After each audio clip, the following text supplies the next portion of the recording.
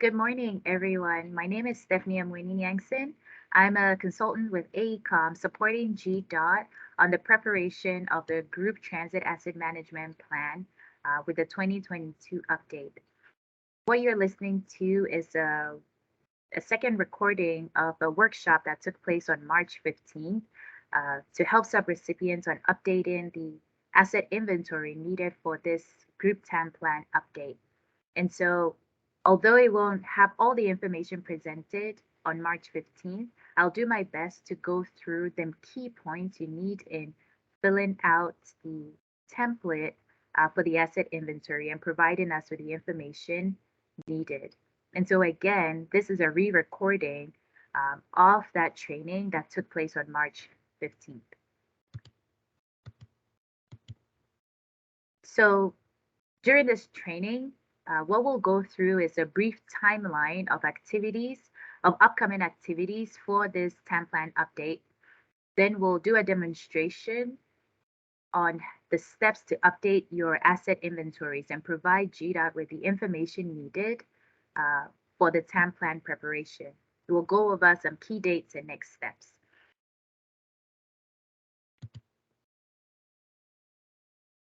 So the next deadline that we have coming up is this Friday, March 25th, by which all subrecipients should have updated their asset management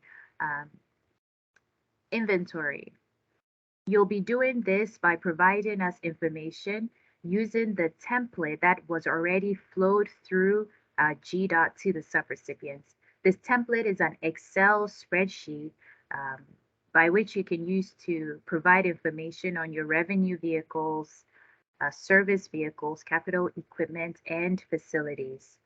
And so it's important that we receive all of this information by this Friday, March 25th, COB, so that we can have time to review it, QA/QC the data, and start setting up the tools we need for the condition assessment. We will have a training on how to conduct the condition assessment for facilities in the third week of April. It is important that all the data is received by this Friday because, especially for facilities, we're going to use this information to set up a tool, plan spend, that subrecipients can use to collect information on their facilities. You'll use this tool on your iPads or mobile device to walk around the facility and conduct the assessment. Now, each site will be programmed according to the information provided during this phase of the condition assessment. And so if there's a building on site that is not provided, it means that we cannot account for it, and therefore during the condition assessment phase, you will not be able to provide condition data on that asset. And so it's really important that you follow these steps in the guidelines and the template, as well as in this training, so that you provide the most accurate information, provide it in a timely fashion so that we can review it and follow up with any needed additions so that the rest of the condition assessment phase can go on smoothly. Again, we want to receive all the information by this Friday, close of business, March 25th, so that we are on schedule and on time. And so now what I'm going to do is to show the Excel template that you can use to provide the inventory data. What you are looking at here is the Excel template provided to all subrecipients to provide us with the asset inventory. Now this template is labeled the revised GDOT inventory template. It's dated March 15th. Now when you receive it, we have a file naming convention that we want all agencies to use, which will be the agency name, in the square parentheses, and then the date. So these are the only two things that you need to change when providing us with your updated inventory. The completed file can then be emailed to your respective GDOT project managers to be flowed to ACOM and the rest of the GDOT staff. So when you open the template, you're going to find these tabs here. We have 6 tabs. The first one is the Guidelines tab, which we'll go through. It provides instructions on how to fill out the template. Then there's the Data Entry tabs for revenue vehicles, service vehicles, capital equipment, and facilities. The tab labeled Data Organizations is for information purposes. And so with the guidelines, please read through them before beginning data entry. For the Revenue Vehicles tab, what this provides is information on how to fill it out. You'll notice that some of the fields are labeled red and others in blue. All the fields labeled red must be completed before submitting the data. There are also some fields that have pick lists from which you can provide the information. If there's a field with a pick list, but the option you want to provide is not in there, you can provide that information in the comment field. In other circumstances, so for example, with the model ID, we'll have another column that has other ID that you can provide that information. And you'll see it a little bit more detail when we go through that. When it comes to providing the organization name, please do not type in the name. Use instead this tab, Data Organizations, to pick out your agency. Instructions are provided here as well for service vehicles and for capital equipment, as well as facilities. For capital equipment, it should be noted that you need to only include capital equipment with acquisition value of $50,000 or more, meaning anything less than $50,000 in value does not need to be provided in this inventory as far as capital equipment goes. However, all service vehicles must still be included. For facilities, what needs to be noted is that please provide data on a separate line, on a separate row for each building on site, even if the buildings are at the same address. So for example, you may have a bus wash, a maintenance building, an admin building, or fuel island, all at the same facility. Please do not provide information for the combined facility all in just one row. Instead, break them down by building type and provide separate information for each line item. This is critical because in conducting the facility assessments, we are going to have to provide condition ratings for each of these buildings on the site, even if they are at the same address. That's why it is critical and important that the information be separated out.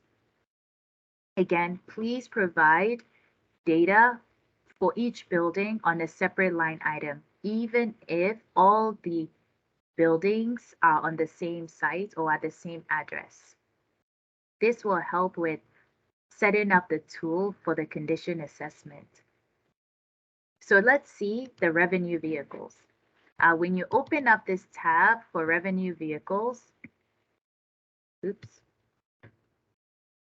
you're going to see this window here that has the individual fields that need to be filled out. And so we see there's an example here in the first row. So you provide the organization ID by going to data organizations, copying the name of your agency, and then pasting it here. Provide the VIN number for the particular vehicle, license plate information, agency ID, DOT ID. Now, when it comes to the vehicle category, this is a drop-down list. So you can select the appropriate vehicle that matches the information you are providing. Again, there's also vehicle type, which matches the FTA categories. Manufacturer ID is a list of all the various manufacturers that we have in the current inventory. And so please select the list of the vehicle manufacturer from here. Then model ID is also a list of what we have in the current inventory. If it is not provided in this list, kindly select other and then type out the name of the model that you would like to enter. Again, select the model here, or if it is not in this list, go ahead and select other and then type it in here. You can provide information on the chassis ID also here. From column N onwards is some more information on the vehicle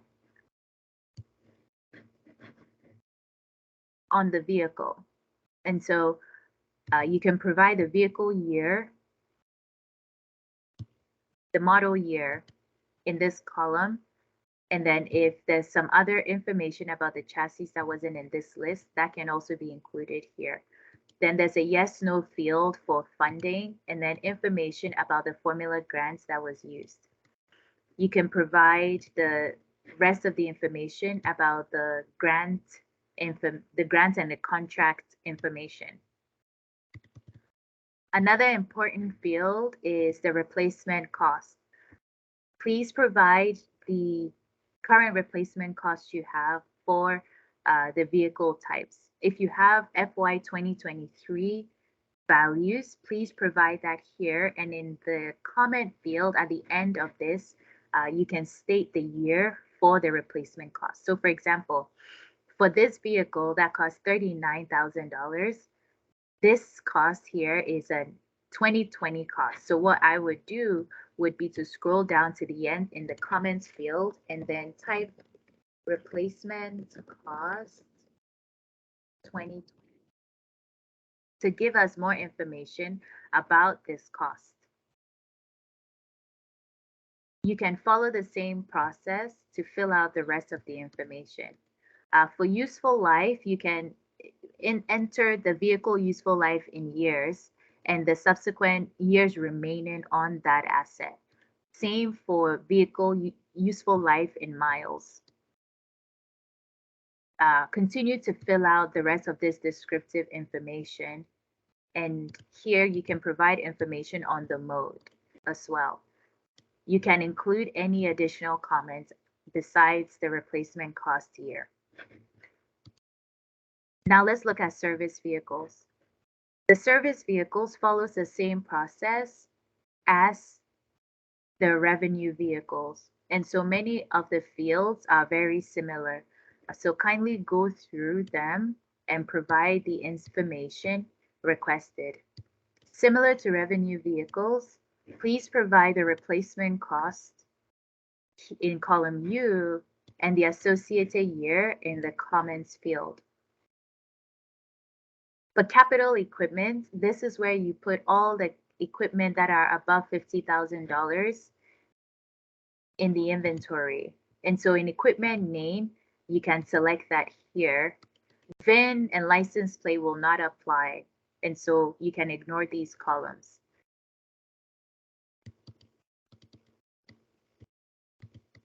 You can include the replacement cost. Here, this should be $50,000.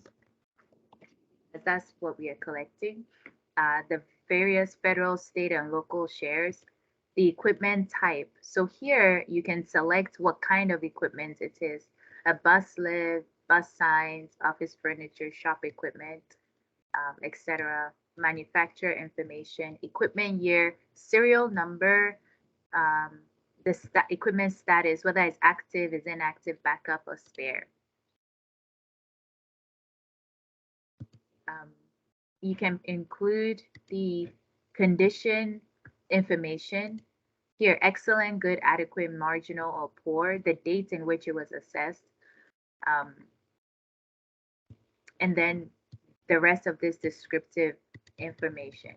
Provide here the year for the replacement cost and any other comments. When it comes to facilities, as mentioned earlier, provide each building on a separate row.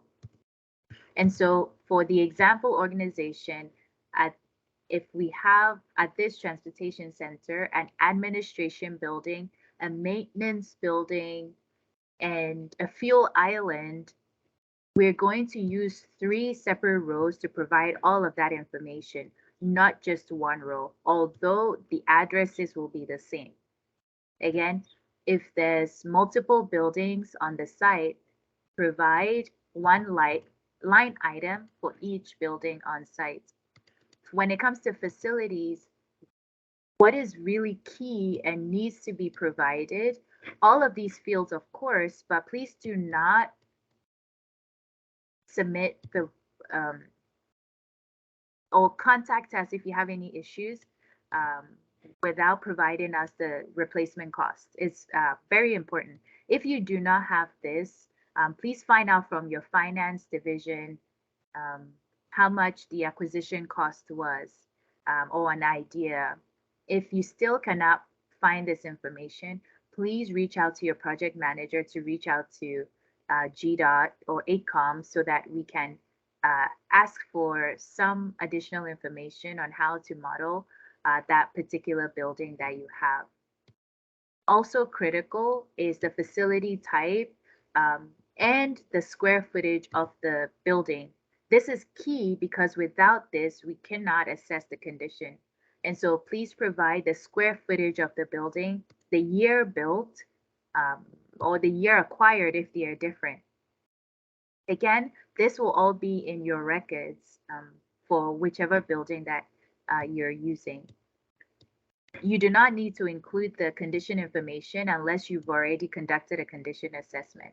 But as we mentioned, the next stage of this process will be going through the condition assessments.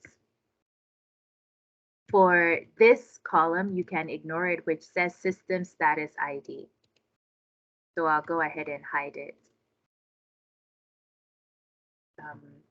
When you scroll to the end, please provide information, all of this information as well, except for these system values. Here, another important factor is the number of floors and the lot size in acres. Again, this helps us with our estimate on building up the condition rating for the building. If you have any questions, please flow them through your respective GDOT project managers to be sent to AECOM. Kindly provide all of this information by March 25th, this Friday, by the end of business to ensure that we can keep to our schedule. Again, we are here to help you and to make this a collaborative process so that you feel part of this asset management process and are really owners of this TAMP plan. That it is not just something that is done for you, but is something that is done by you and can be useful for your agency.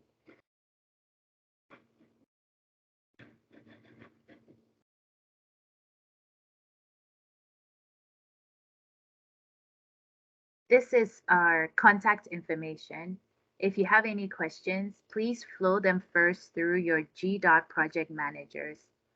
However, if there's any present information, feel free to email either Lisa Rudder at GDOT, me, Stephanie Amwini Yangson at ACOM, and copy everyone else. Again, thank you very much for your time. We are really looking forward to a final product that is very useful to GDOT and each agency. We want this to be a very smooth process, and hopefully through this data collection process and condition assessment process, you'll learn more about your assets or understand it in a way so that strategic planning at your agency can be enhanced or improved. Thank you very much for your time and have a wonderful day.